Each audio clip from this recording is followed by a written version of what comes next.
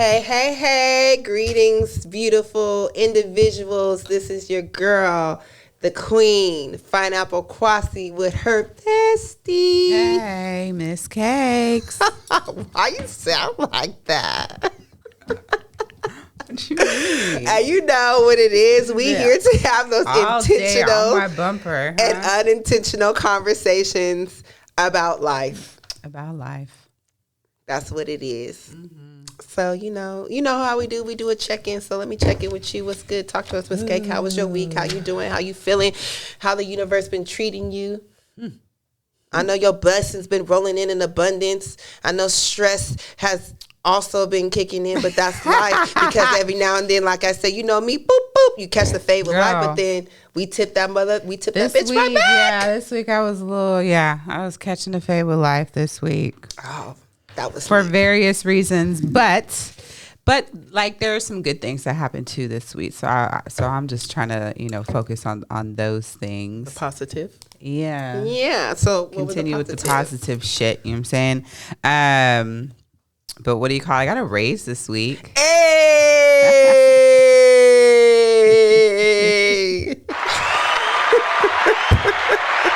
Congrats!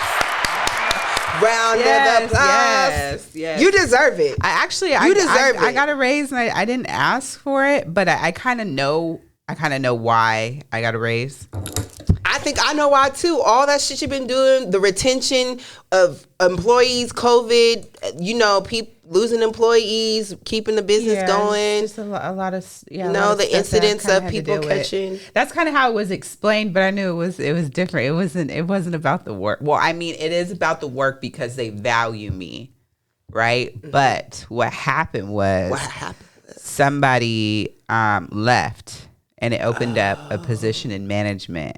Oh. And I emailed the supervisor to get the job description as well as the pay grade. Right. And I reviewed it, and I was thinking about going for it. And I mean, if I still can go for it, but I could go for it. But for me, it was like, as far as what it's going to take for the position, and the commitment, like the pay grade was not there for me. So it's like, I might as well kind of just stay where I'm at. So that's kind of where I was. Mm-hmm. And then I was like in a meeting on like Tuesday or Wednesday. My coworker was like, oh, my boss wants to talk to you. She wants to talk to you. Go ahead and leave the meeting and go ahead and check in with her. So I checked in with her and she was like, oh, it's good news. So I was like, well, what? I mean, there's a couple things I was like, this employee finally quit, so I got to deal with them. You know what I mean? Like these hard employees or something. Mm-hmm. But no, she was like, the executive team just approved a raise for you. I was like, oh, okay. Say no. I was so thrown off. I was like, oh, this makes sense.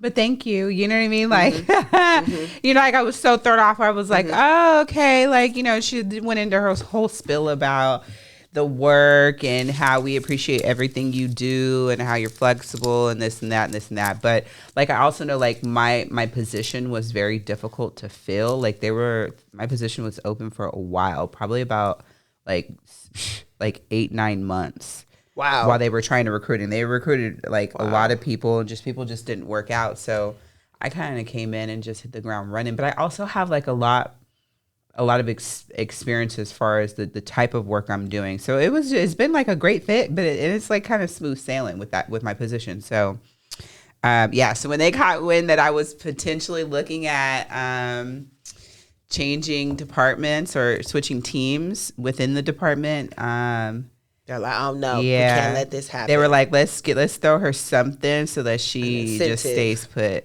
And I love my team. Like, I enjoy what I do. Like, honestly, the only reason why I would have left was for more money.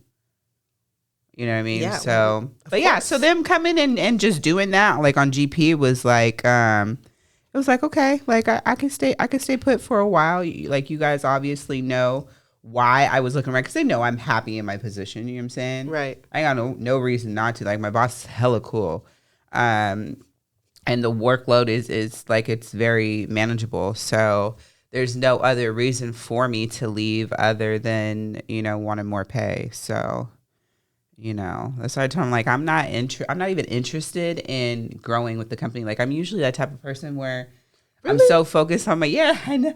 No, you know what? I'm not surprised. Yes.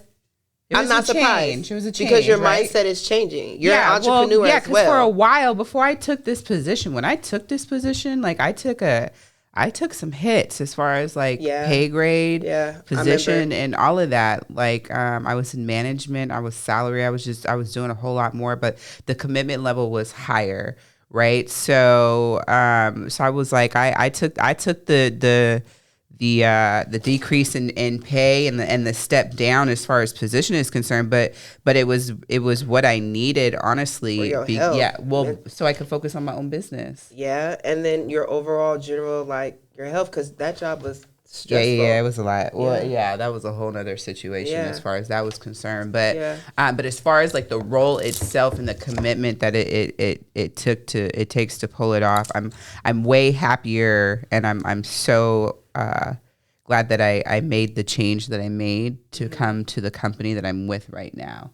Because within this position is like I love it because like I clock in, I clock out. I've really never had a job like that. I've always been like a salary employee where this one you clock in, clock leave. out? Yeah, I've always been salary where I leave and then I'm working from home all night. You know what I mean? Like where it's that much commitment going into the work that I do. It's like, why are you still working? It used to be a problem, to where it was like, all right, that's enough work, you know. But it was hard because you have things that you have to do, and it's salary. Regardless of how much time it takes you. You got to get the shit done. So that takes a lot out of you, especially for me, because I'm committed to my shit. Like I take ownership of my shit. So taking that step back has been one of the best things for me, because again, I was able to start my business. And so everything as far as like, you know, all of that kind of balanced out, you know, and then I'm almost 2 years in with the new company. And it's like I said, it's just smooth sailing. And then they do stuff like this to where it's like, I don't like, I obviously put something out there as far as like a flag that, hey, I'm looking for more. And they took it. It wasn't like I had to like, you know, they were receptive to like, it. I'm finna leave if you don't give me more money, or, you know what I mean? Like it was just, they got knowledge that I wanted more and they just gave me it. And so that for me was impressive. It's like, so I'll stick here for a while until I get another itch for, you know, needing more. They appreciate you and value you. They do, and that's how I felt. And that's where I feel like too, like where you're like, I'll stay. Yeah, those are the types of things that make you want to stay. Of course. That's what I was like. I feel like you appreciate what I bring to the team, and even then, I just feel like, stop stroking my ego. Like I don't need you to do all that. You gotta just. You know, just let them stroke your ego. What fuck you mean? Let them motherfuckers stroke your ego, kiss your ass, suck all of that up. You know, when it comes to my work, I don't know. I'm a little bit more humble in that regard. That doesn't mean you're not humble. It feels good. It feels good, though. It feels good to get the feedback that I did get, even though I know it was kind of started because I was kind of looking around a little bit, but like I said, it all worked out. I was like, oh, obviously y'all over there talking, right? Because like the lady who has the open position, right? And I emailed her to get the details. She's like cool with my boss's boss, right? My boss's boss is the one who called me and was like, "Let me give you a raise."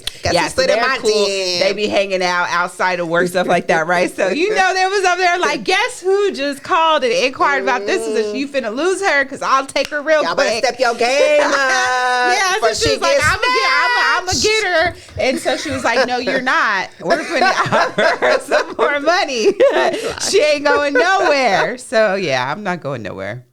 I'm happy. So yeah, so that was my I'm so happy for you. Yeah, I needed that. I needed some positive some positive shit this week, you know? Yeah. I smacked my ass out of nowhere too, so that was nice.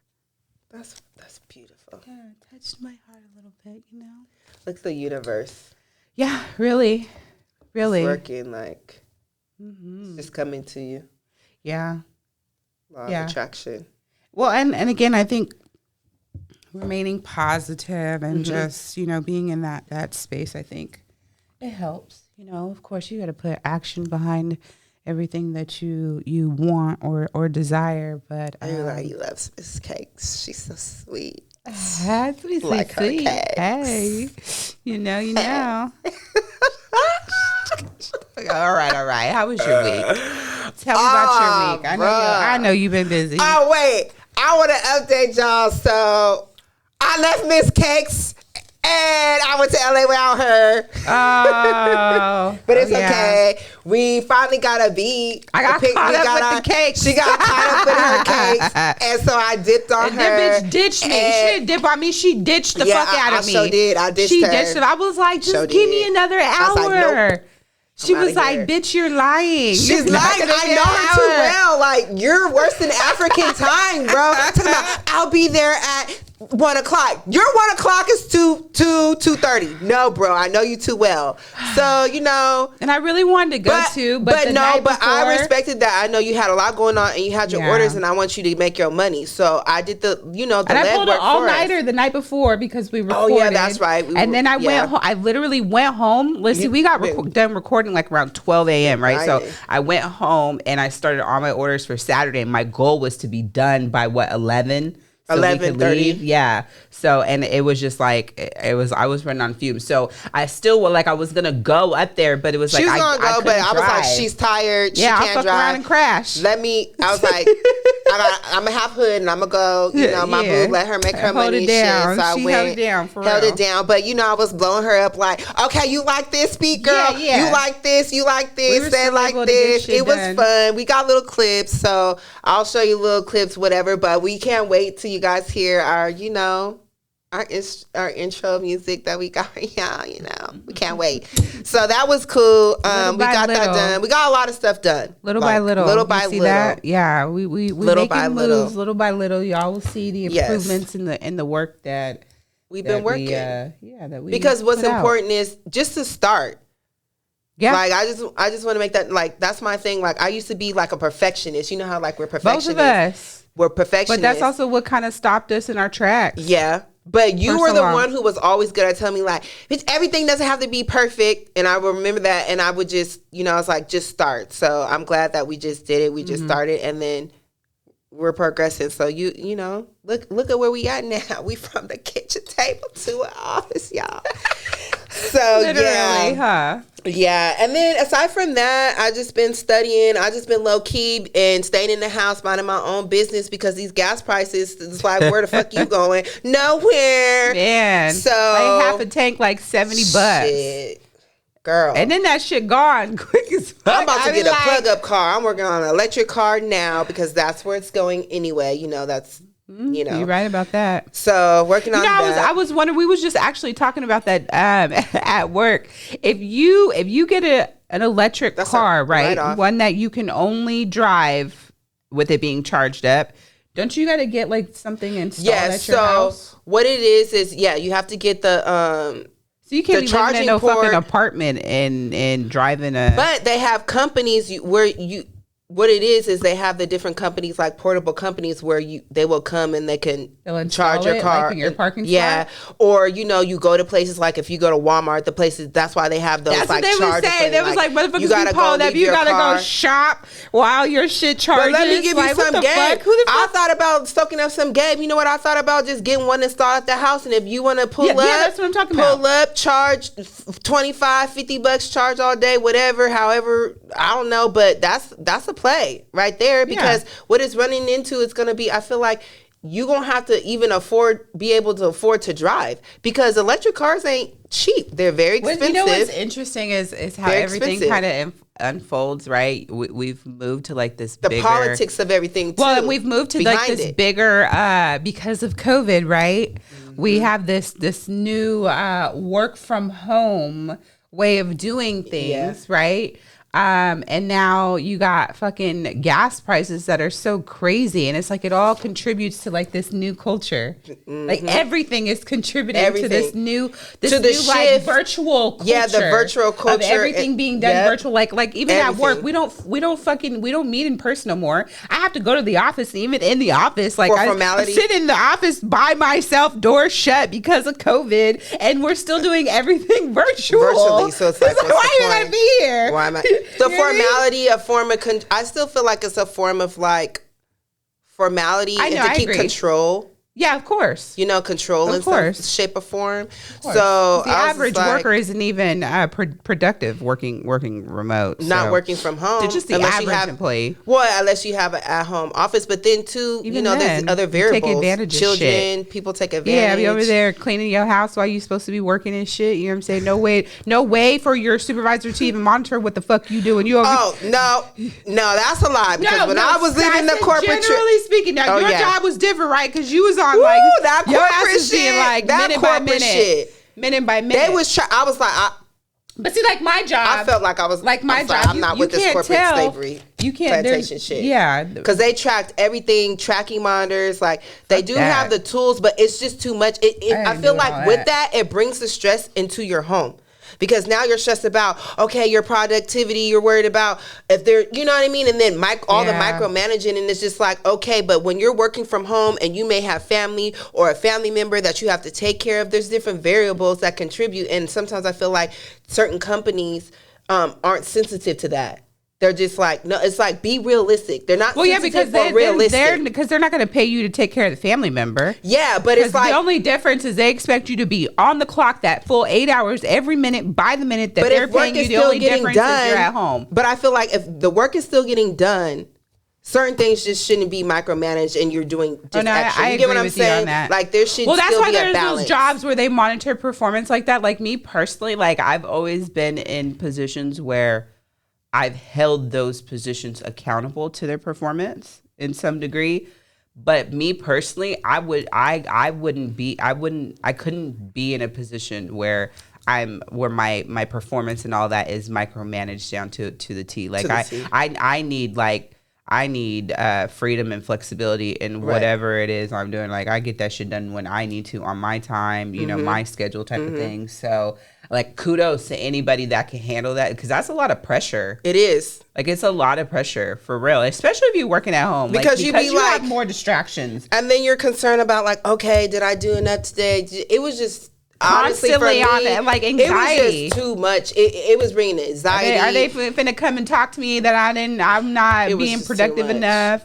And you really be sitting there trying, so and you really be there sitting there working, or it be like, why are you taking so long on this case? Well, this shit is a messy ass case, a messy ass account. I can't find this handoff, this person. And then you took 30 minutes out of your work day to explain that to you. Have a meeting with you, and you're taking a whole 20 minutes away by rating me, asking me XYZ, and then sometimes I dealt with more of like the controlling people who just like want to dominate and control or get a little power, and they just abuse it. Like they're just doing too much. Bad managers. Bad managers. Yeah. So I've also experienced that. But, I'm glad that's not the situation anymore. That's why I'm on the entrepreneur side of shit. Yeah. And growing my business. I'm still flustered over these samples. Some of these samples coming in, but like I said, like it's a work in progress, and it's teaching me to gain my patience back. I've been more flustered because I've been working on registering my business. Like if you are a woman and you are a minority and you have a business, a small business, make sure that you register with the SBA to register your business under that, so that you can qualify and get grants that are specifically for women and minority businesses that are registered. So I've been working on that, following the steps, and I can't get this other number. So in one of my mastermind groups, a group that I'm in, like someone posted that the good thing about it now is that in April, you don't have to have a DUNS number, because they want you to have your DUNS number. They want you to have your EIN. No, just any business. Any business. I thought. Why did I think a DUNS? A DUNS number. A DUNS number has to do with credit. So that how we have our credit core FICO, that's for the business end of stuff. Like that's like your DUNS numbers is like your credit. How do you say like a social security number? Yeah. But I thought that was your EIN, or is that the same thing? But it's for credit, and that has influences what your credit score for the business, basically. So you won't have to have that anymore. But what it is like everything has to be like match, like address and whatnot. So I've changed my address so many times, but I've changed everything. Everything was like together and put together, but I was just having a hard time getting the identifier number. So I asked for some help, and I'm still working on that, searching around for that. So aside from that, and then also another thing that I've been realizing too is that like I feel like the universe has been bringing like aligning me to meet the people that I need to meet. So I ran into this one young lady. She always compliment me when I go to a particular place. She like every time I come in, she's always like giving me compliments. She's just so sweet, so nice. And then something told me just to stop and chop it up with her. And I was like, yo, like, hey, how you doing? Like, are you interested in this? Because like I was wearing this and you gave me a compliment on it. So like, you know, are you Instagram or something? Maybe I can give you a product and you can like. She's like, oh, I'm an entrepreneur too. I sew and I make swimsuits. I was like, wait, hold up, you sew? Because I've been looking for a seamstress. She's like, yeah. Just tell me about that. So I found her. Then I ran into this other lady. She randomly started talking to me, and I was like, she says she owns a business where, like, you know, people can rent like eyelash spaces, like if you do eyelash, you're an esthetician or anything like that. Or like a lash bar. Yeah, and she said that she trains people. So I was talking to her, and then she was like, yo, I got waist beads. I was like, oh, girl, you need waist beads? I'll get you wasted, girl. Here's my card. We exchanged cards, and we were just chopping it up. And, yeah, like, I just been meeting random people and just listening to my intuition to just, like, I just start randomly talking to them, and then it'll just be, like, business, like, oh, I'm an entrepreneur too, or like it'll just be something random and it'll be clicked to where I'm like, oh, okay, that's network. And it's so funny because she been on me like, we need to network. You need to be more social. And I'm just like, okay, I'll work on it. But you're good at it. So yeah, I'm coming around to it. Yeah. You're like, I'm good socially, but like you're good at like taking like those social interactions and turning them into business.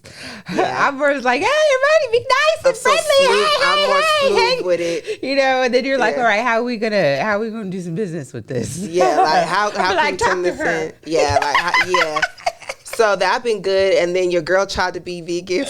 I only made it for one day. I was vegan for one day, y'all. Failed. 1 day. Failed. Then I had to go back to eating my shrimp and my salmon and shit. Pescatarian life. I couldn't give up the egg and the cheese. It's hard. So I'm still working on it. But you couldn't give up eggs and cheese for one day? It was hard. I did for one day, and the next day I'm like, I need me an omelet. I need a frittata and some bread and some butter. You know what I'm saying? Bread and some butter. I need some butter. Wait. Motherfucker. Okay, so bread and butter is not vegan. like dairy. Yeah, it's dairy. So it's like, I don't fucking know. I guess, yeah, there's animal because they said like bread. It creates mucus, and mucus and all that type of stuff creates like whatever. But I've been what in the bread is not vegan? I don't know if it's the flour. It depends on what type of flour you use, I believe. Because wheat flour or regular flour. You know, like some breads are baked with butter. Like the flour, you weed in the butter, and what's wrong with butter if you're vegan? There's no animal products in butter, is there? Some butters. What? They have like how they have vegan cheese, vegan. Yeah, there's certain. Oh, I hear you. Okay. So like the milk. Okay. Yeah. So damn. It's like, damn, yeah. You can't eat shit. I get the fruits, and then also fruit and vegetables. The fruits and vegetables. You know, I got that and beans, but I was like, oh, this giving me a lot of gas. These lignans, and so I was like, yeah. You be on them motherfucking beans. Yeah, because it's protein. When I was a vegetarian, before I expanded my seafood palate, I didn't really like salmon and shrimp, but then I started tasting it, and then I was like, always eating some damn salmon. This is good. So after I did that, then I was like, okay. But beans were my main source of protein, beans and eggs, when I was a vegetarian. That makes sense. So that's why it's hard to get rid of the beans. And it keeps me full. Too. Yeah, the egg. And that's why because for me, the eggs probably also replace the meat. Yeah. That's what you use. Yeah, and it would keep me full. So I'm like, it was difficult for me to get rid of that. But, I'm working on it. But, I got back to my ginger, turmeric, all my natural detoxes and cleanses and stuff. So slowly but surely. I hear you. Maybe I'll just be vegan like once a week, like a week Shut out of the month. Fuck up. This bitch said we can't be vegan. Have a vegan week. Vegan week. You know what? I guess you gotta start somewhere, right? Like I figure vegan week for 1 week, once a month, Bitch, you better start with like one day. Okay, 2 days. And that'll be like my detox. You ain't gonna finna be do no fucking week. You just setting your ass up. And I feel like too, it's expensive. You get there, work up to that. Buying organic produce and stuff can get expensive, especially with the inflation and prices of what's going on right now. You have to buy organic. I prefer to buy organic. It's healthier for you. Well, yeah, I know that, but sometimes I mix and match. But if you're vegan, but if you're vegan, that you don't have to eat. It's just the animal products that has to do with what's vegan and what's not, right? But most vegans try to eat as organically as possible and clean. I know what you mean. But that shit can get expensive. Yeah. But if you budget, and then too, if you buy too much produce, you don't want to buy too much. It goes to waste. Yeah. Like, I'd be like, yeah, I'm finna cook all week. I know I'm finna cook everything. I'm about to start me an herb garden though. I forgot about that. I'm about to start an herb garden though. I got me some basil, some oregano, some mint, some rosemary, some thyme. So I'm gonna try to start getting my green thumb and planting some stuff. Oh. Mary Jane plant. I don't know how that's gonna work, but put it in the ground. I do want to try to grow one of those. Let's go. But like we said, you got to pay bills. So we want to let you know that this episode is sponsored by Kouassi Kustoms, your favorite handcraft boutique. Go get you a bonnet. Go get you some jewelry, y'all. Handmade jewelry. And Mrs. Eddie's treats, desserts, and treats, and cakes. She always fucking up my damn business name. Y'all notice that? Y'all notice that little hater? She be like, it's not Mrs. It's Miss. And I'm like, fuck, it's like, okay. I want to say like every fucking video we've done, bitch, you fuck my shit up. It's not intentionally, okay? It's not intentionally. It's unintentional. That's all right. Like our conversations. Shut the fuck up. You like that shit though. You like that shit. I was like, this bitch. Shut the fuck up. Make sure you subscribe. Listen, follow us on all platforms. Talk Black Unfiltered.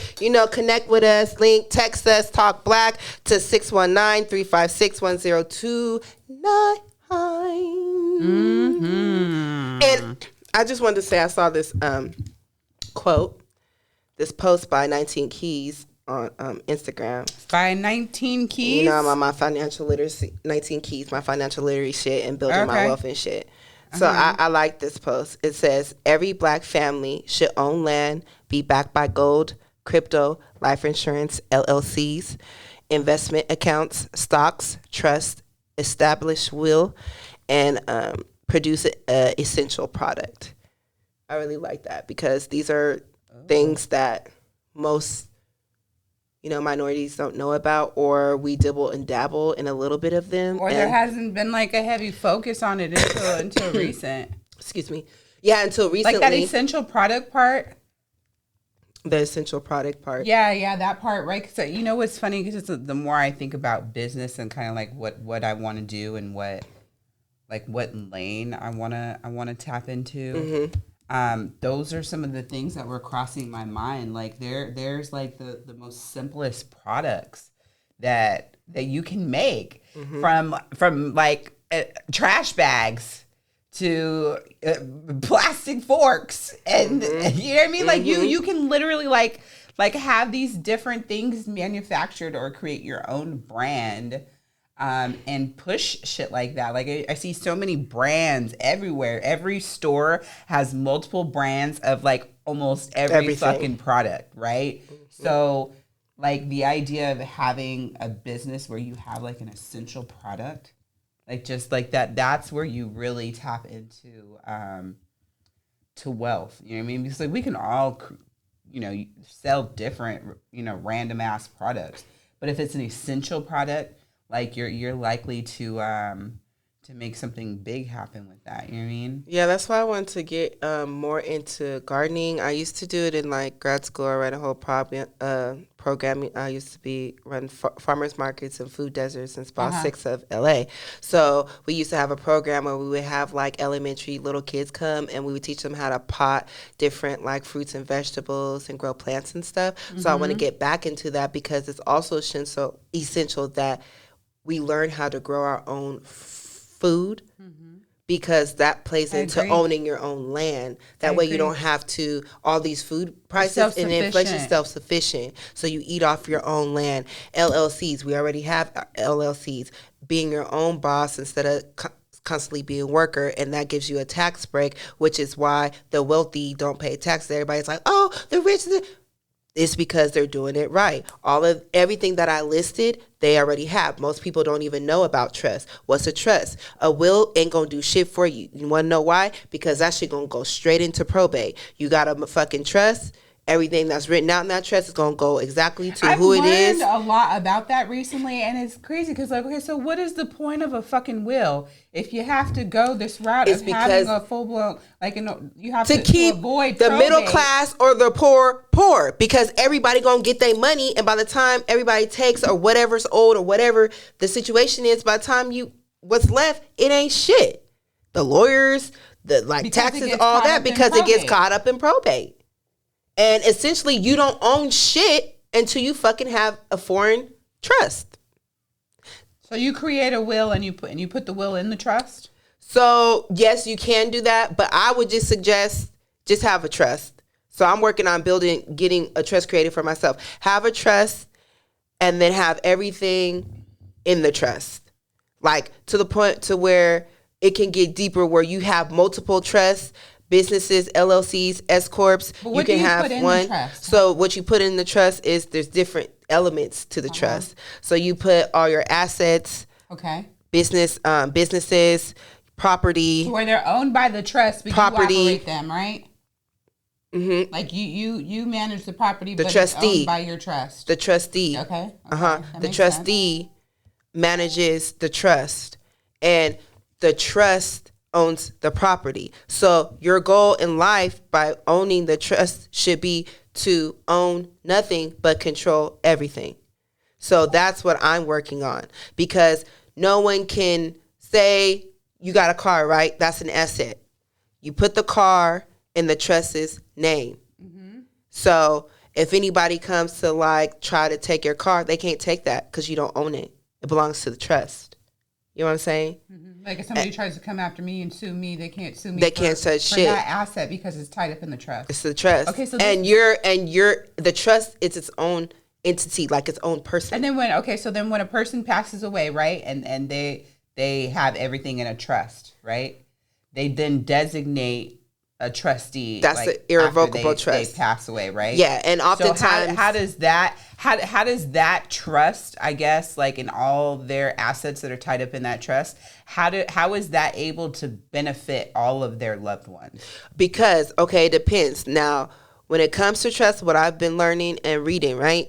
So there's two forms. There's often the irrevocable trust and a revocable trust. The irrevocable trust is usually the one that is like when you're dead, you're still controlling everything. Like ghosts, power, when ghosts passed away, how you have to trust. And to recap different stipulations, you control everything and it can't be changed. Now you can have your revocable trust to where it can be changed, but that's usually, I believe, your living trust, like when you're living within your trust to where if you want to change something, you can. So oftentimes I feel like wealthy people have multiple trusts because it just depends. You have your family trust and then you have your trust that's more for your businesses. You get what I'm saying? So it just depends on what assets you have and what you have going on. You know what I'm saying? Like for me, my trust is going to be different than my mother's trust. So she has just a family trust because she doesn't have businesses. She just only has assets. But for me, because I have businesses, I'm going to be acquiring a business. I have a family. I'm going to have multiple and different elements. Different types of trust. Different types of trust. Okay. That makes sense. And then and that's how people avoid taxes. Like it's a whole... Man, I'm giving y'all a lot of game right now. It's a whole thing. But having a trust is the ultimate protection. Honestly, we did it backwards because I learned that before you start anything, you should really have a trust. But hey, you live and you learn. So that's why I'm developing my trust and putting everything. I'll put everything there. And you can I'm getting there. Transfer everything over to put everything ownership of the trust. Yeah, yeah.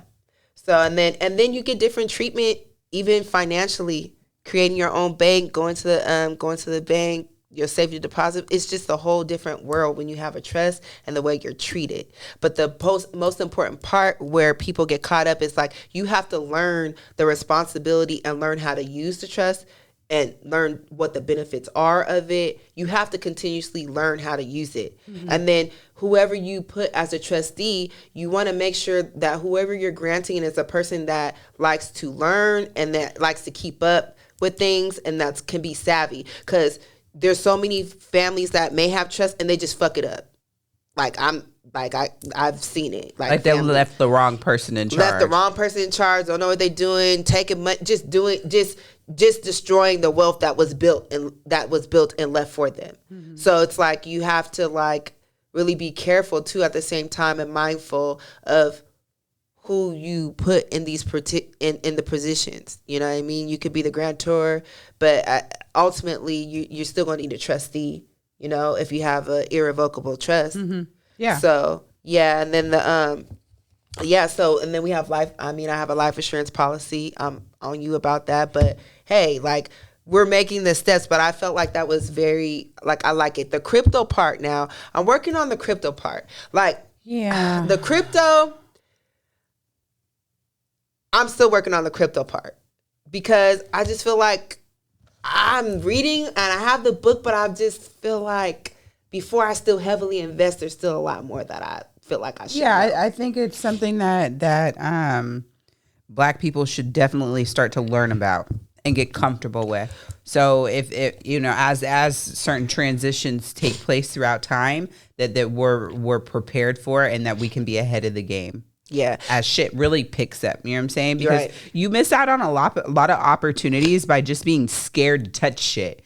I mean, that being scared to touch something has a lot to do with like your ignorance towards it. Like, remember we was talking about like how comfortable I was feeling with a gun, right? On the last the last episode, right? So you know what I mean. But the more I learned, the more comfortable I became in dealing with it. Like, there's a lot of like single moms, for example, who raised their children on everything that they had, didn't use credit, loans, no nothing, because not just because they didn't want to get caught up in that, but because they were scared of it. They didn't know how to make their credit work for them. Leverage the credit. Because we're always taught, don't go in debt, don't get credit. Yeah, but exactly. Wealthy people never use their own money. Exactly. And that's like a whole paradigm shift. You know what I mean? You're not, like you said, you're not raised to think like that. But to build this, you have to change your mindset. And I felt like it wasn't hard for me because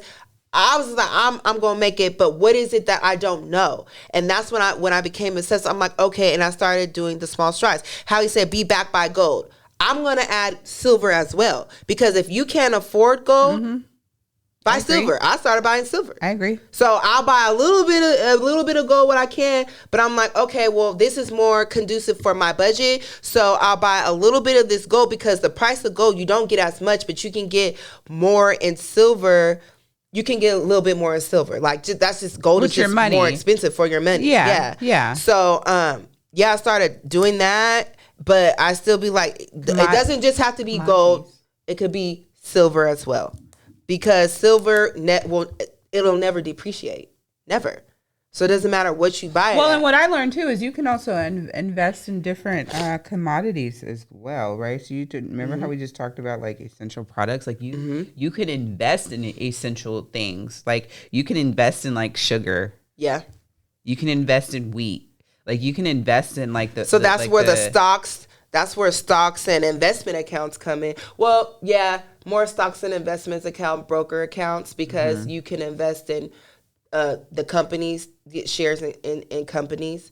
So one of my small term goals is to I want to at least reach to 100 shares in Apple shares, at least 1 or 2 whole shares of Tesla and Amazon, because I have partial shares, partial. Yeah. And then just Microsoft, because fintech is also growing. So I want to invest more into the fintech and things that I'm not really, how should I say? I don't want to say not interested in, or maybe that you don't know as much about. Yeah.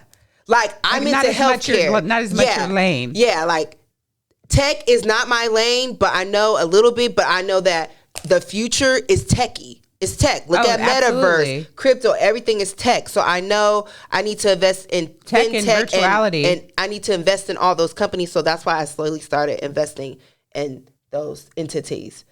And then I'll just keep my healthcare stuff. Like I don't really invest in like anything too many healthcare stocks because I'm like, but I still keep it diverse. Steady. I want to invest in something that I know that's going to be like a guaranteed return on investment. But also like people think that they're winning by just keeping their money in their bank account. No, you're not winning. Okay, people, don't keep your money in a bank account. If you do keep it there, keep it there. And people that don't put it in the bank account either. Well, I said always keep a little cash. Oh yeah. Never keep some money in the bank account. Don't bury your shit. Don't bury your shit. Nipsey Hussle told us about that. Don't bury your shit. The only thing you should be burying is a fucking gold or silver because that shit is the fucking mineral and part of the fucking earth. Okay? But I feel like you should be versatile. So if you're not too into crypto, put a little bit into crypto, put a little bit into stocks, you know what I'm saying? And then put a little bit into like a high yield saving account if you don't want a mutual fund account. And start by learning. And doing your research. Yeah. But like people just think that they're winning by keeping their money in the bank account. You're not getting any return on your investment. They're just borrowing your money and loaning it out and you getting how many pennies and cents on the dollar. If you're not sure until you learn, go get you a high yield savings account, you know what I'm saying?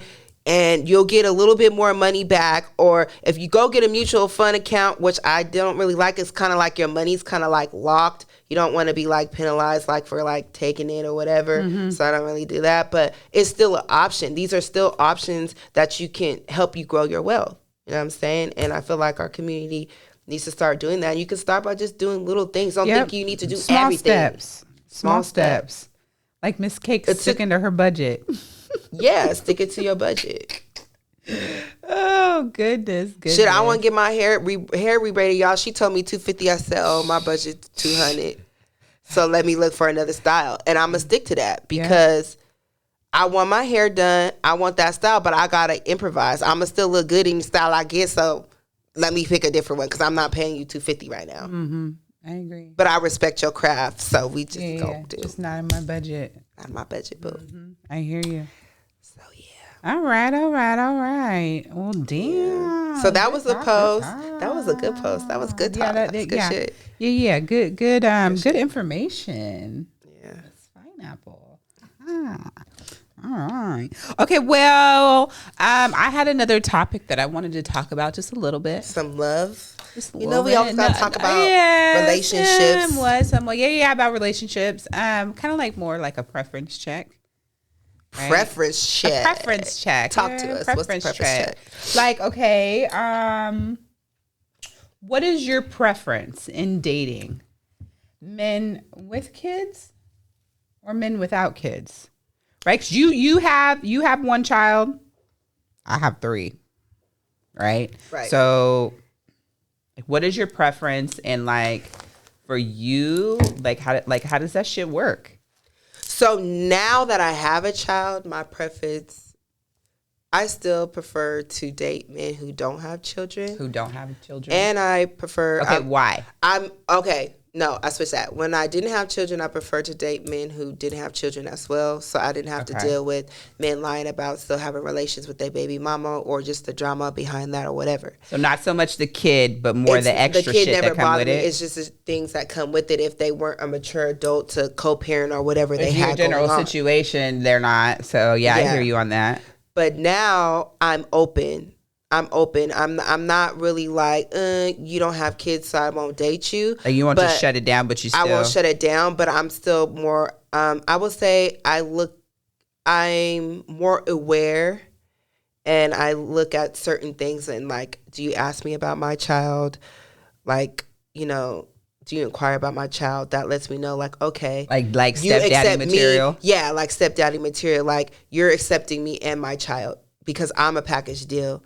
Exactly. To love me is to love my child. Yeah. But I'm open, of course, to dating a man with children, because someone who has a child or children, you think that like they can relate, they'll understand. So if you be like, I ain't got no sitter, or yeah, or like I can't just drop everything and just go out of town with you. I'm sorry, I got kids. But also too, I also check and monitor how that guy talks and like how he cares for his kids. Because if you not talking about having your kid, and you a deadbeat dad, like, nah, you I'm not never fucking have with your you. kids. Because I look to see whether you're stepfather material, whether you have kids or you don't have children. Yeah. So that's why I'm saying, I'm kind of open.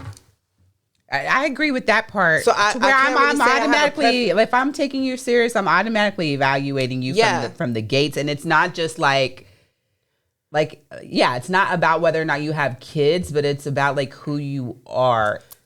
I think that once I had a child, my preference and the type of men I chose to date opened, because I have a child now, and it changed my aspect. To the men, but when I was single, did not have a child at all, I wasn't really open to really dating a man that had children unless he was older. So I'm like, you an older nigga, you gonna have kids. Like, you know what I'm saying? Like, if they were older, I'm like, okay, you got, whatever. You're an older person, you're gonna have kids. You know what I'm saying? Yeah. So I have to still whatever. But I was like, I prefer not to. You know what I'm saying? Because I'm young at the time. Like, it's like, I don't have kids, so why date somebody that has kids? It's a little weird for me because I got 3 of them motherfuckers. So like, one, I never imagined myself even dating with 3 kids. You know what I mean? Mm-hmm. So now that I am, like, it's like a whole, it is a challenge, right? Because like, it's one thing to like have these casual situations, but in these situations where like you're really trying to take somebody serious, like all of that comes into play. Do they have kids? Do you have kids? Like you said, how is the baby mama? Like, how does the baby mama in what is your relationship with your baby mama? Because it's not cute to me that you're sitting here talking shit about her. And not just like, and who is she as a woman, right? Because some motherfuckers got some crazy ass baby mamas, just like some females got some crazy ass baby daddies. So that be like really playing into situations. But like, as far as just the kids are concerned, like, I love kids. So as far as like being a stepmom, I'm completely, like, in a serious situation, I'm completely okay with that. Just because I know the love that I have to give. But on the other end, right, like, how do I get comfortable? Because I have 3 girls, for example.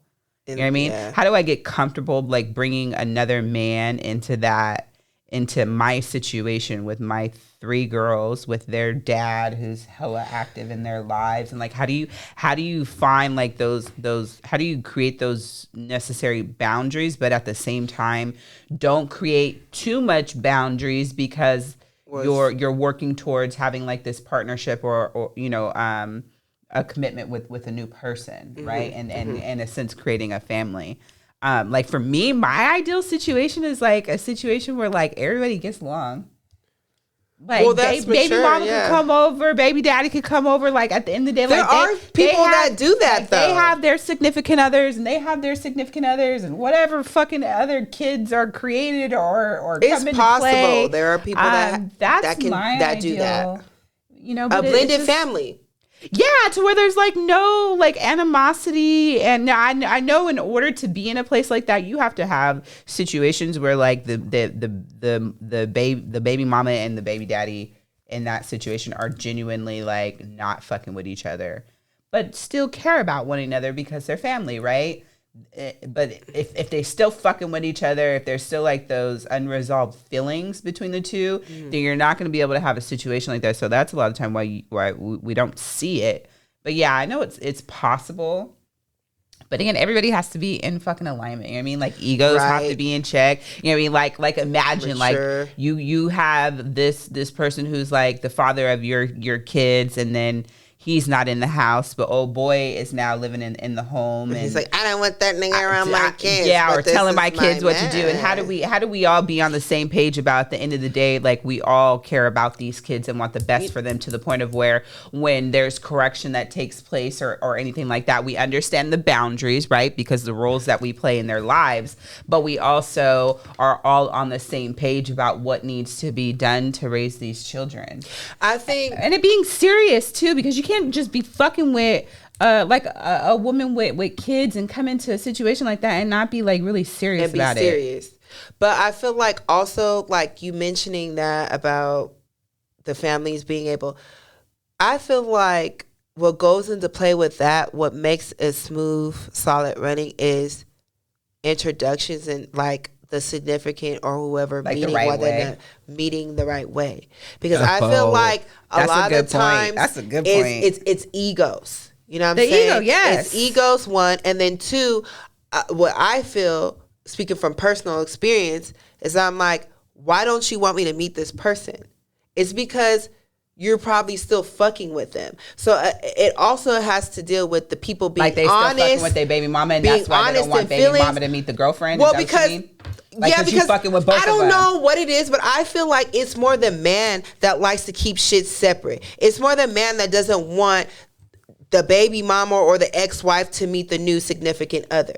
But vice versa, us as women, we don't care. We want you to meet. I want my man to meet the father of my child, and you guys meet each other, so you can know each other and know about the situation. Yeah, like, see, I'm not fucking with this nigga. Yeah, but men, what I find is that men don't do that. You know what I'm saying? I could be like, for instance, my personal experience, like I'm like, let me meet your wife, let me meet your other baby mama, and let me meet them, like I'm cool, whatever. But you're the one who doesn't want that to happen. So I'm open to it. Quick question. Do you think that because the moment I'm serious about somebody and I know they're going to be around my daughter and you're going to meet them, whether you like it or not. About that, are you going to ensure that your baby daddy meets him before he meets the kids, or are you going to introduce him to the kids and go to that level first and then let baby daddy know? No, I'm gonna say he will meet my child first. You want to know why? Because a lot of the time these dudes be out here introducing their kids to females and saying that they didn't mean for it to happen, but they bringing females around their kid and then around your child, and then lying to you about possibly who this woman is. Oh, she's just a friend or whatever, about the intent, whatever. So for me, I feel like women, we don't have ill intention behind a majority of the time. I can say, speaking for myself, I feel that us as women, we don't have ill intentions behind having men, because we're protective of our children. We have to be. Men don't have to be as protective. Men don't have to be as protective, but they're not as protective. They don't have to be as protective and aware. Not saying they don't have to be watching these bitches too, because you better watch these bitches, because these bitches be wild too. They crazy putting their hands on people's kids and treating them any old way. So you need to watch these bitches too. But just generally speaking, especially when it comes to doing inappropriate, you not knowing a nigga around your kids. You know what I mean? But see, that's the thing. I would make it be clear, like, this is my man, right? You're gonna meet him, but I want you to know, like, to give him security, because let's be honest, like, men have insecurities just like women. Absolutely. So I'm going to introduce you to the father of my child. Mm-hmm. We're going to sit down. Let's have expectations. But then again, I'm going to have my own conversation with my man, what I expect. Okay, you can discipline my kid, but you're not to touch my child.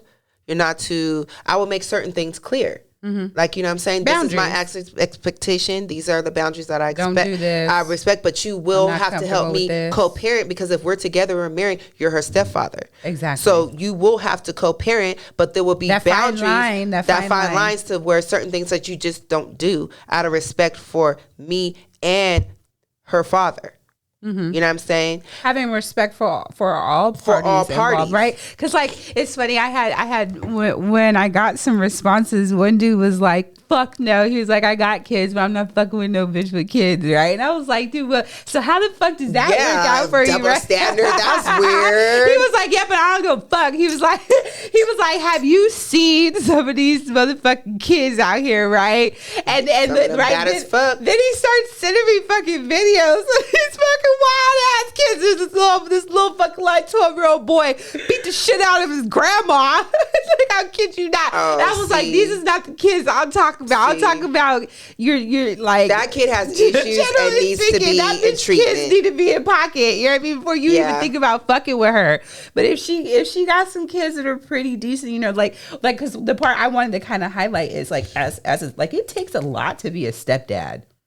Like a real, you gotta be a good ass. But I feel nigga. like it doesn't, because a real man, if he loves and cares for you, he's not gonna be like, that's your kid, this is my kid that we have together. He's gonna be like a real stand-up man. Exactly. And it's gonna be taking care of kids is hard in general, and he's gonna help you with the role and help you with the responsibility. But stepfathers have to go above and beyond. They're putting in that extra work. Sometimes it's the stepfather that is an actual better father than the actual father. I know, and that's what I'm saying. It's a hard job to be a stepdad. But I feel like it's because they care more, and maybe they feel like they have more to prove, because they want to prove to you and show to you, the person that they love, that they don't care that that's your child. They're gonna love you. Well, I mean, and just generally speaking, you taking care of a fucking kids that ain't yours. Whether you're taking care of them financially, whether they living in your home, whether you're building a life with, you know, as a family, like they're a part of your life, and you're taking on that responsibility that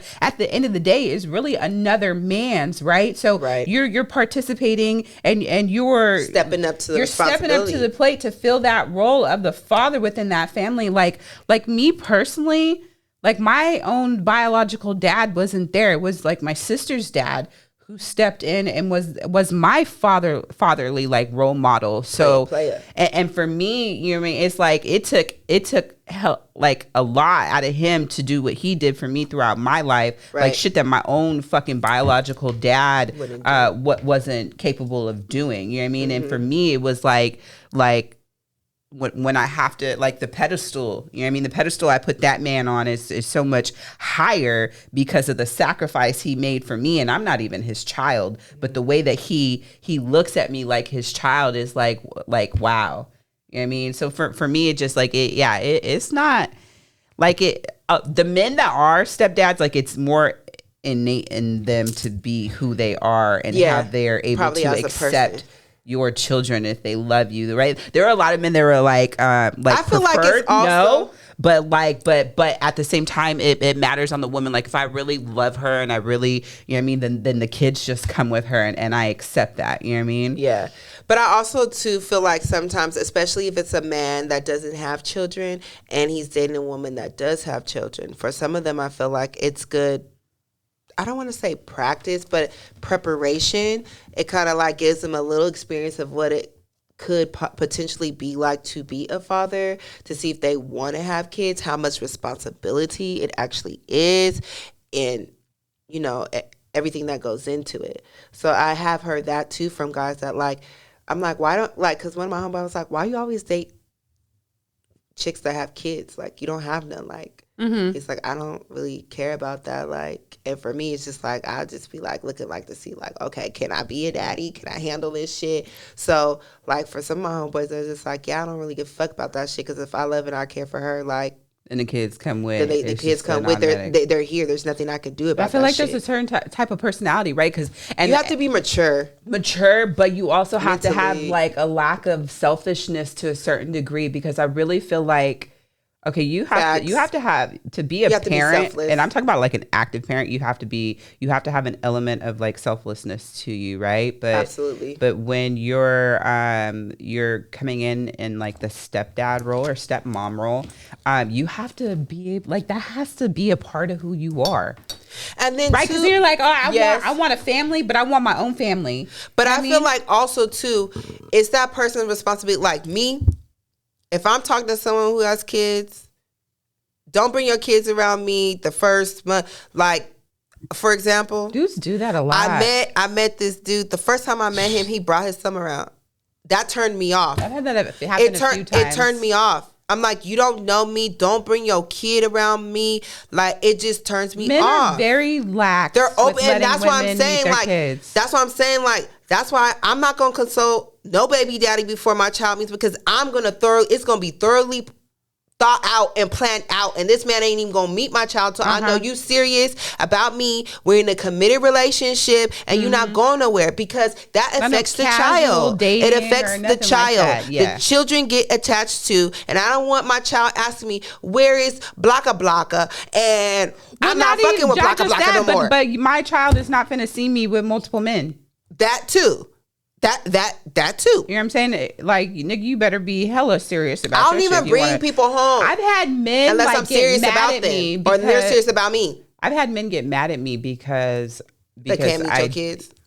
Yeah, but it's like at the same time, like I understand you maybe want to, but at the same time, like, we're not in that place. Maybe if we were in that place, then I put that on the table. But until we're not there yet, I feel solid with you, and like, you're my nigga, and you claim me as your woman. Why would you need to meet my kids? Just because you had me meet your kids doesn't mean that I need to introduce you to mine. I'm obligated. Like, it's like, oh, they're like, you're obligated. I'm not obligated to. You're obligated to introduce you to my child because you want to bring your child around the first time I meet you. I didn't ask you. I prefer you not bring your kid around me until we have a couple dates down and until we serious. I feel like, but dudes surface. Are so it's surface. They I think it's like they want to like show off the women that they fucking with, as compared to it being like you know how like us women, it like it that's a big deal to me to introduce you to my kids. It is a big deal. You know what I mean, but I don't feel like men. It's more like this trophy thing. Like, look at this thing I pulled. You know what I mean? Because, too, if you bring... Kids talk. Kids are very honest, blunt, and truthful. Especially when they got older kids. Yeah, so then it's like, it's like bragging rights. Yeah. With their older sons. Mommy's boyfriend came over, and then daddy, you know what I'm saying? So it's just like, too, it just depends on the situation, how old your kids are, children. There's a lot of variables to it. But I would say, like, man, when men bring their kids around, like, the first, second time, it turns me off. It is like, a turn off. It's like, how you even know I was ready for all that? And I'm like, don't. And then if there's a conversation, don't bring. I don't want to meet your kids yet. Nope. Sometimes it's not even an option. You just pull up with don't bring your kid. No. Not ready for that. Yeah.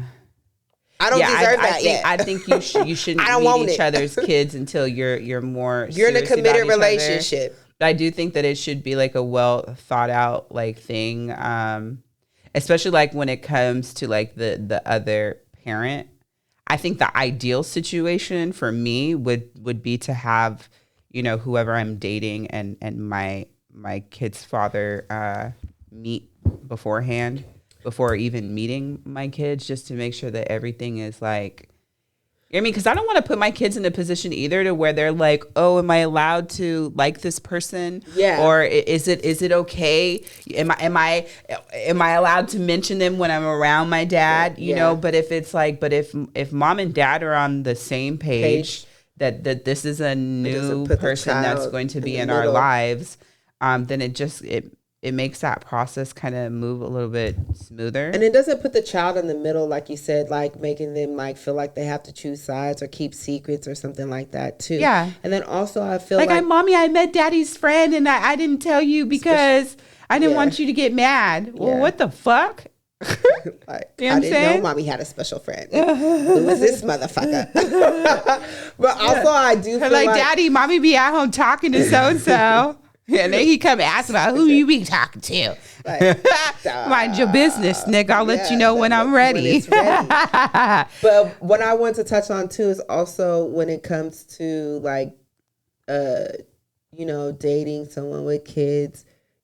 It's the conversation too that you have with your child, like having that conversation with your child to see how they feel before you even allow them to meet the person, like see how they feel about mommy dating someone else.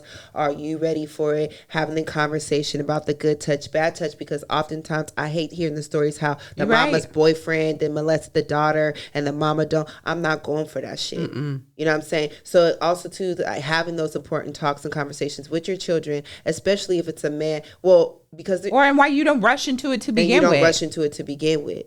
So I feel like sometimes as adults we don't think about our children's feelings sometimes, and I think that maybe we should and have those conversations with our child even before we feel like we want our significant or the person that we're being committed to now, being serious with, meets them. Yeah. I'm going to have a conversation with my babe, and your kids. You can't be blinded by love, right? Because love is blind. And sometimes when you're in love or think you're in love, you overlook shit. you don't pay attention to red flags and stuff. And so that's why it's important to just be more thorough in your process, so that once you're in a space to where you're ready to like move in with a dude, or even have a dude stay the night, like that's a huge deal. You know what I mean? Like, you just need to make sure that you have kid, to be, that's still a young one that's still getting in bed with you. Yeah. You know what I'm saying? And then that's a whole nother.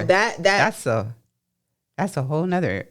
You know what I'm saying? Like if you got a kid that's like what kids usually want to keep get out their bed and crawl in your bed till they're like 6 or 7. You know what I'm saying? Stepdaddy's here, and then stepdaddy's here, and then it's like they're feeling like, but so there's a whole bunch of challenges. You have to have a solid ass. You have to make sure you got a solid ass nigga fucking with you. Yes. If he coming in and fucking with you and your children, which is hard. It makes dating so much hard. Like, I'm not even gonna lie. Sometimes I be like, fuck. Like, I know, like, I could pull a nigga. You feel me?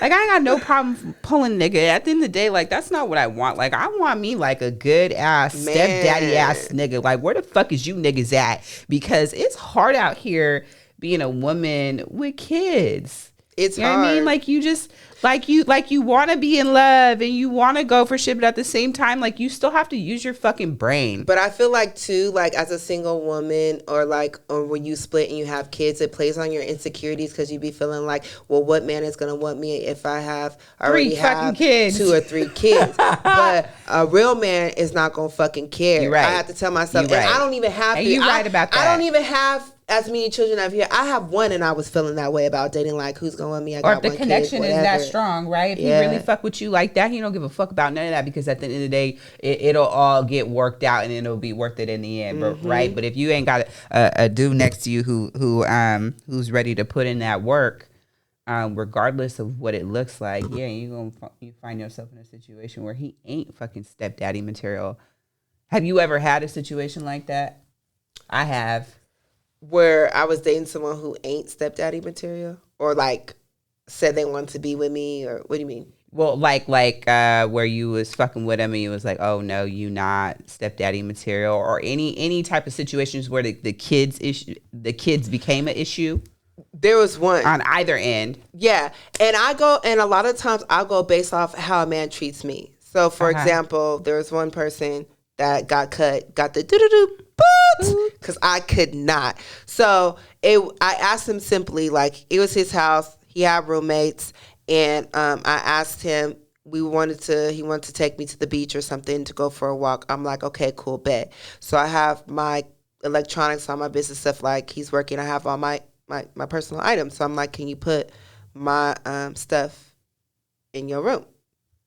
He was like, no, nobody's gonna take your stuff here. This is my house. I said, you trust these individuals. I don't.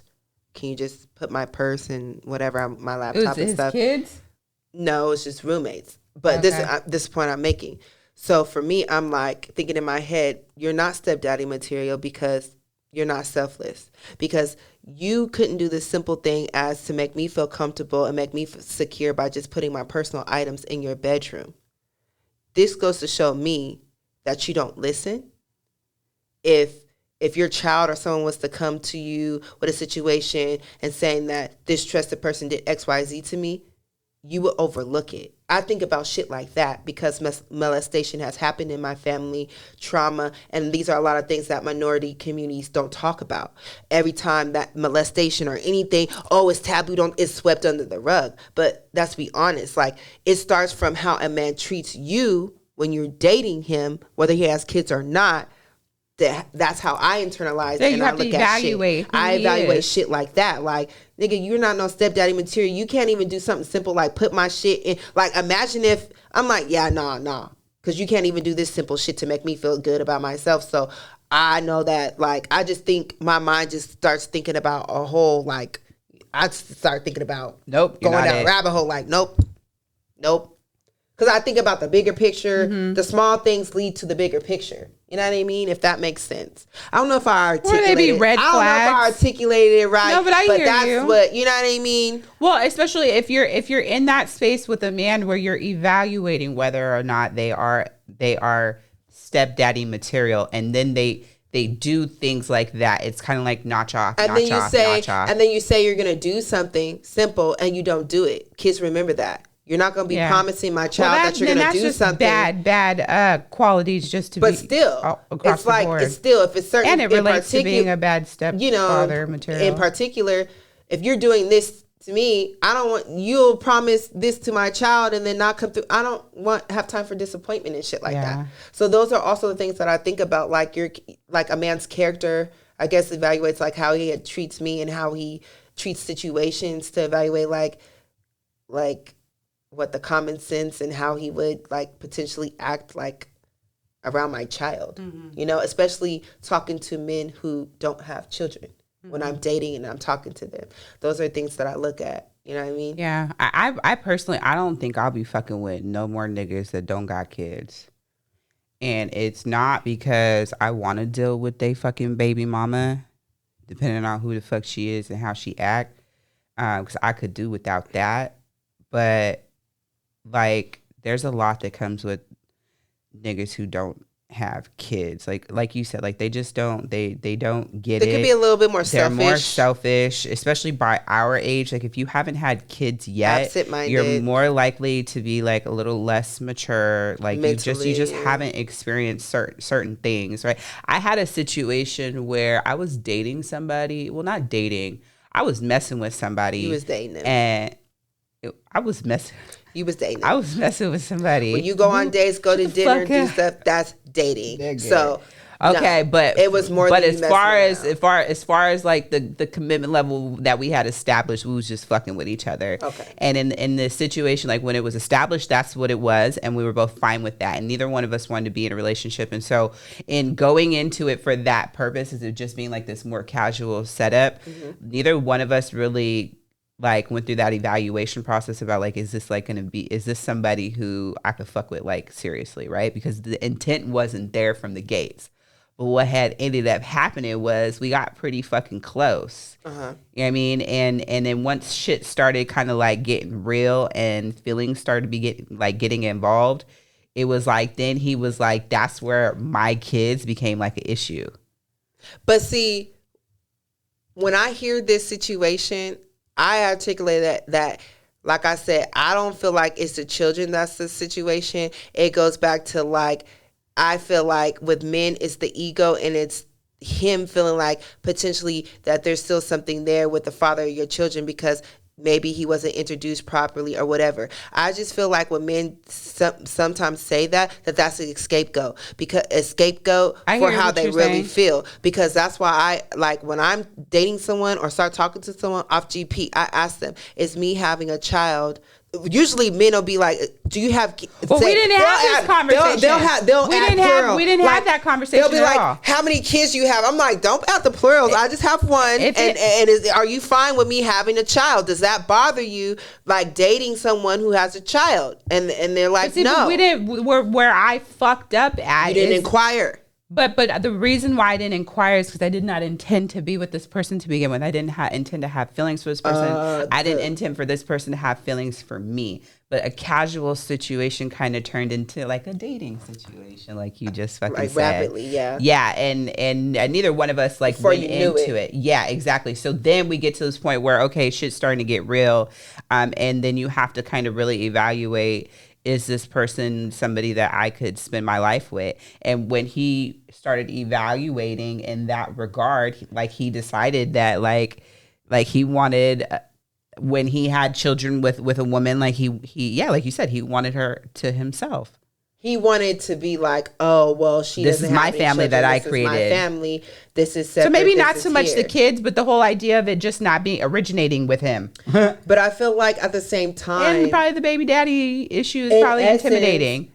Yeah, I feel like it's the baby daddy situation intimidating, and him maybe realizing like, okay, well, maybe I do care that my first child is with someone who already has multiple children. Exactly. And that's where when shit got real, that's when it was like, I have to be honest with myself. Yeah. You know what I mean? Which I fully respected, right? But be honest with yourself before you keep getting deeper into a situation with someone. And that's where the shit kind of came to a head, and we had to go our separate ways because we had to, like, it was kind of like, okay, now we have feelings for each other and didn't intend to have feelings for each other. Now shit's real. Now we kind of like got to figure out like what the fuck is we doing? And obviously it wasn't a situation where we were going to spend our lives together. And so it was like, but for me, like my issue, the part that was hurtful was like, oh, you're the perfect woman for me aside from your kids. And that's why I was like, oh, bullshit. that's band shit.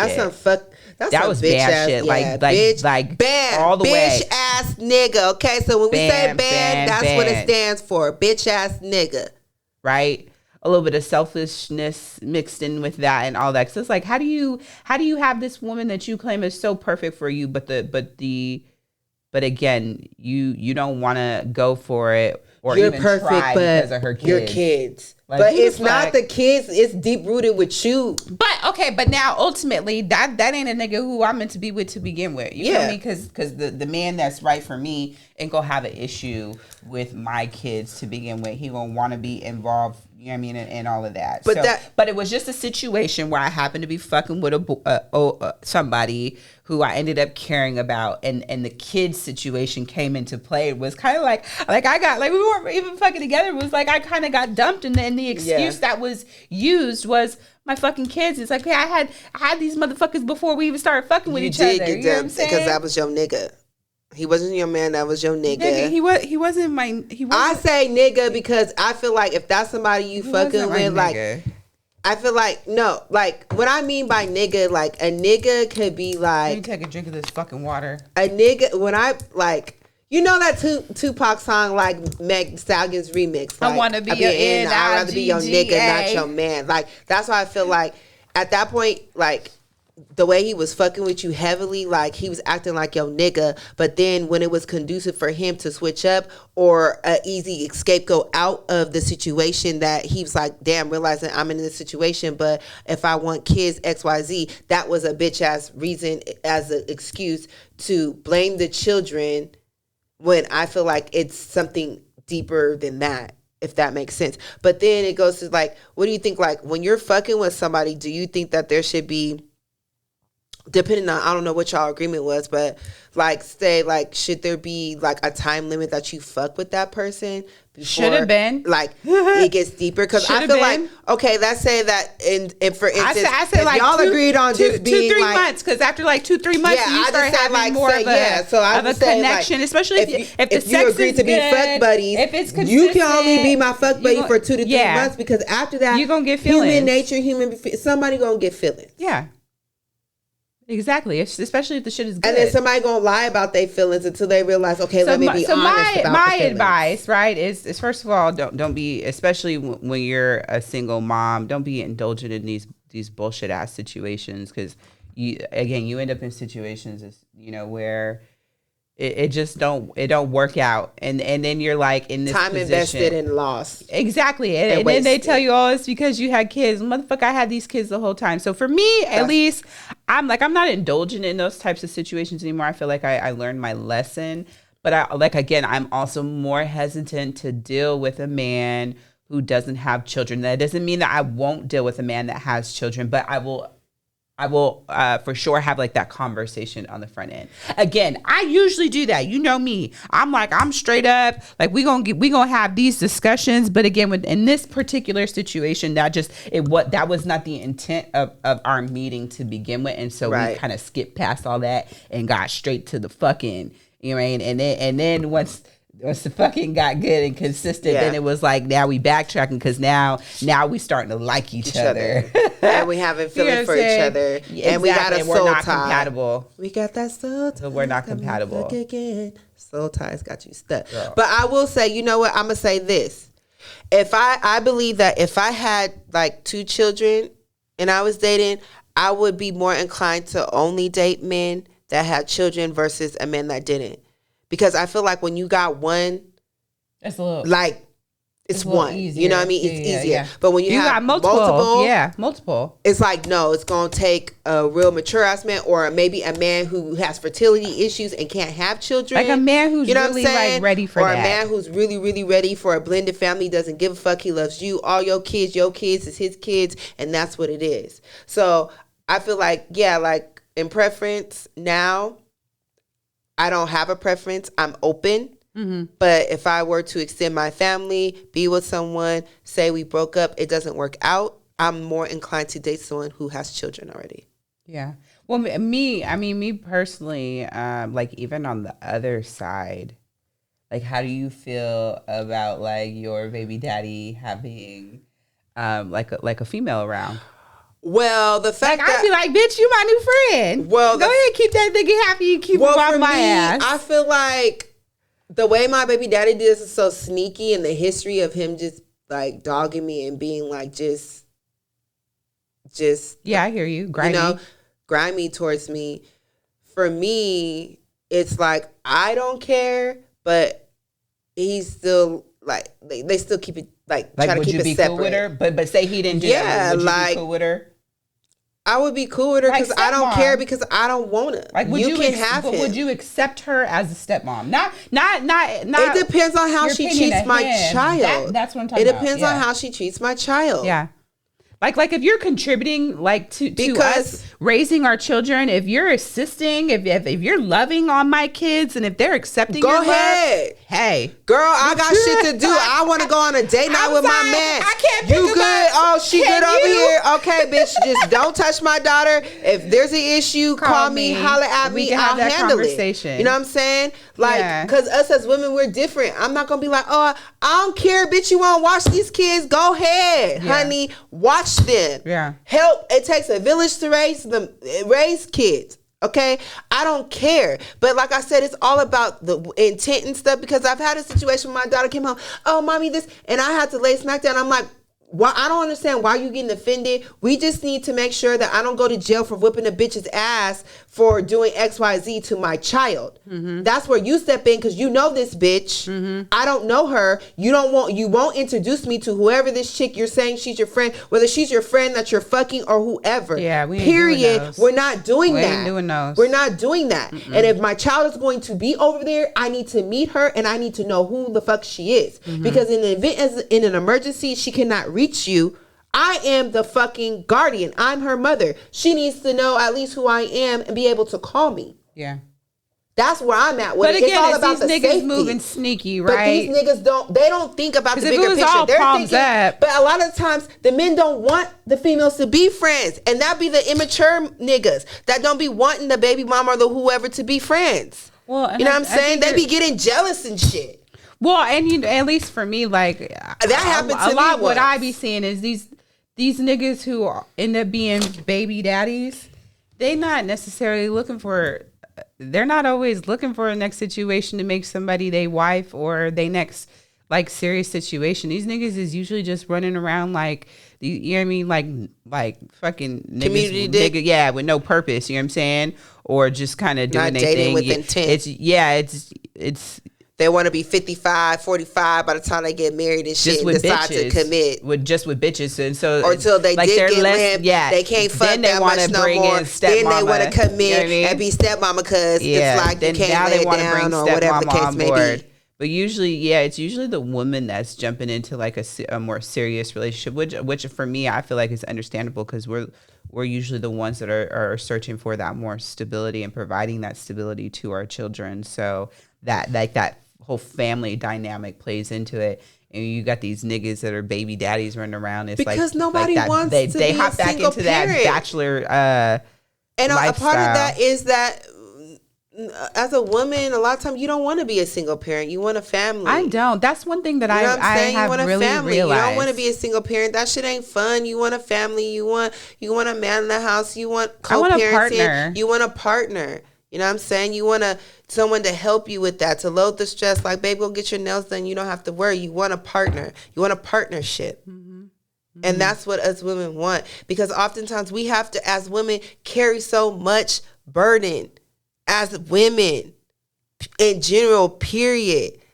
I can get to talking about whole shit, having to build men, all that shit. So every now and then, it's like we want a partnership to where we can take a break and not have to, and have that partner who can take the other piece of the accountability and pick up the pieces to where, like, when a day where it's just like we're having a day and we just need a break. Mm-hmm. You know what I mean? Because as a woman, it's a lot. Like, you're the main nurturer, provider, and being the man to step in to help her with all of that, even knowing that maybe all of them issues and things she's dealing with aren't like, they didn't start with you. Yeah. But coming in to be able to support her in that regard is like the ultimate, for me, I think it's like the ultimate like sign of love in a situation like that. I mean, I hope that one day I find a situation like that, you know, where we can truly just mesh as one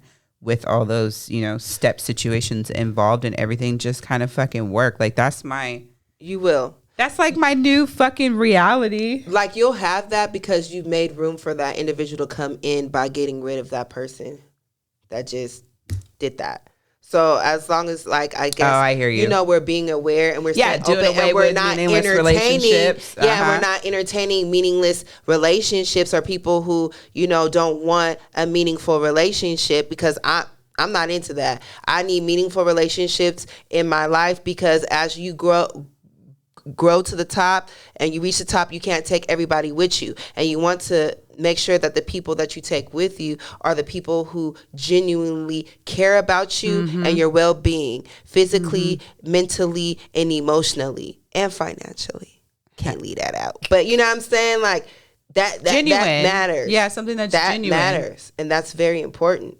You know what I mean? No, I agree with you. I totally fucking agree. So that's why I was like, let me stop entertaining all these motherfuckers and like that aren't good for me. Find me a nigga that's really ready. So when the right one is in front of me, I know you can recognize what to fight for, and I can recognize it.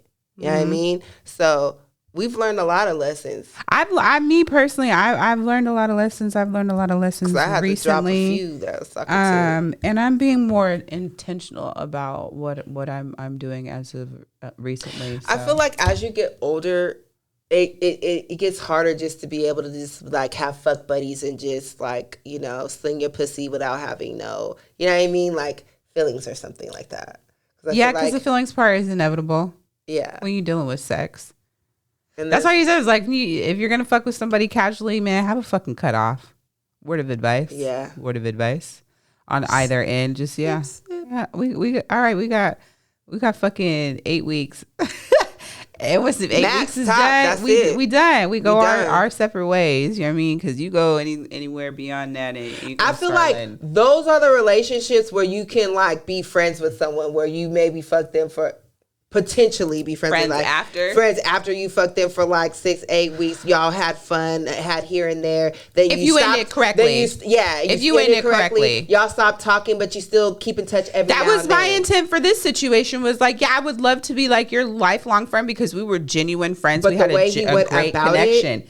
That part, it didn't make sense. You have to make it make sense, just like numbers have to make sense and shit. In relationships. Well, I mean, and also, I respect the honesty behind it. It was just, there were just certain elements of certain things that I didn't respect. Kind of thing, I feel like the honesty came out, the way the honesty came out, it's, remember you always talk about delivery, how you it's like the way you say something or the way you deliver the message. So I think it was the way he went about doing it, I hear you, or saying it, that was like, that's fucked up. Well, for me also, it was kind of like what you're saying is not what you've been doing. Yeah, your actions aren't and aligning. Your actions didn't align with what you're sitting here telling me, because up until this point when we're having this conversation, like you were doing all kinds of shit, where it was like, if that's not what you wanted, that's not what you should have been doing. But I feel like this day and age, we like, especially the younger generations, they're just okay with situationships, and that needs to change. Well, and okay, but if you're gonna have a situationship, then than just being keep in a serious, situationship, but especially not as committing. a man. Nobody wants to as commit. a man, though. But if you're in a afraid to commit. situationship with a bitch, right, and that's what you establish, then niggas stay in that fucking lane. Don't be trying to act like her nigga. Yeah. Right. And because what's going to happen is in her head, even though y'all ain't together, in her head, she's going to transition to a certain degree in the way that she views you and that relationship, even if it's not fucking official. You know what I'm saying? And that's just how it fucking naturally flows. But then, like, what makes it official? Remember when we were talking about, like, agreement, conversation, communication. Yeah, for me. Because I just had to have a conversation. That's why I said we're not together. Like, what are we doing? Are we on the same page? Because I was like, I don't want to feel like I don't want to invest time, get attached to you, and this is not what we want. Mm-hmm. So can we please make it clear? Like, that's a necessary are we conversation. on the same page? Like, yes, we are. Okay. So from there, now I'm like, okay. Now you can create boundaries. That's create boundaries. Like, what is acceptable for you? Is it okay for me to get numbers? Am I not? Are you deleting dating apps off your phone? Like, where are we at? What are you looking for? What is your intent? What's your intent? What's your expectations from, like, if we were to be together from your woman? But I need to know if I can fulfill this, if this is something that, like, you know what I mean? Because what you may want, I may not be able to give you at the moment. But if it's something you're willing to work with me on to grow to get there, then okay. But you got to be doing the work too. Mm-hmm. It can't just be no one-sided shit. I've gotten better at being a lot more direct about what I want. I used to be like, whatever, we kind of go with the flow. Now I'm like, no. Yeah. I know what I want. You used to be and like real chill, relaxed.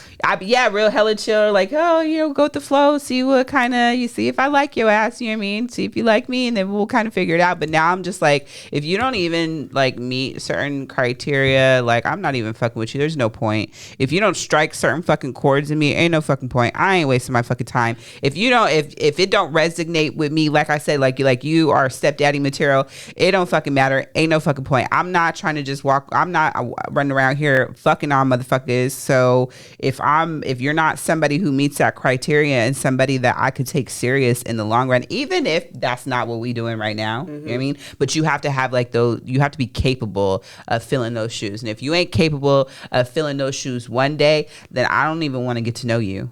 I don't even want to evaluate if you gonna be good long term. We ain't even finna go there because you don't even meet the base fucking criteria. You know what I'm saying? And there you have it, folks. Miss Cakes has spoken. Hey. And I agree with that shit. That's a definite affirmative. Yes. Mm-hmm. But you know what? We came out to you with another one. We like to thank you for listening to Talk Black Unfiltered. Make sure that you subscribe, follow us, like, share, drop comments, text us, Talk Black, 619-356-1029. Link with us. Ask us any questions you have, any advice you want, or if you have any advice for us on all streaming platforms. Topics. Listen to us, subscribe, all that good shit's not Join the family. Did I miss anything? Nope, I think you got it all. Okay, well, we out. This is Fineapple Kouassi with Miss Cakes. And that's another one. Have a good one.